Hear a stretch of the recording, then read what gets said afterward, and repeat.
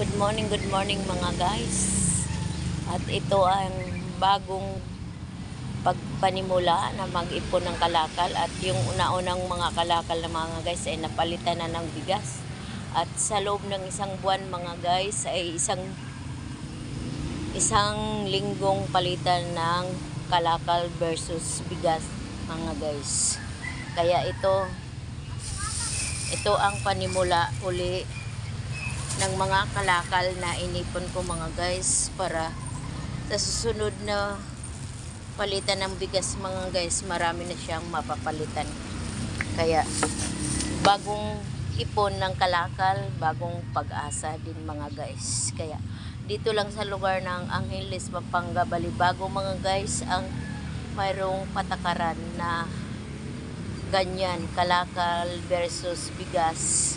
At least mga guys, maraming taong natutulungan mga guys.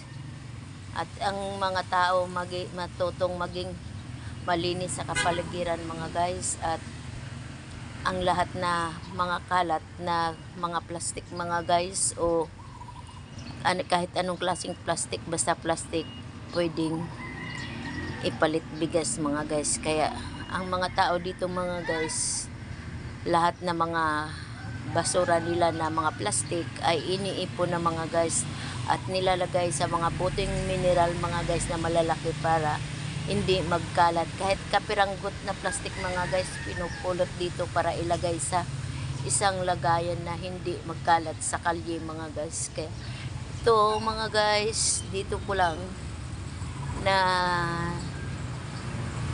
silayan or nakikita mga guys na ang mga basura, mga plastic ay pwedeng palitan ng bigas. Kaya meron mo mga guys, sa 10 kilos na mga plastic kalakal mga guys, ang kapalit ay 5 kilos na bigas mga guys, di ba?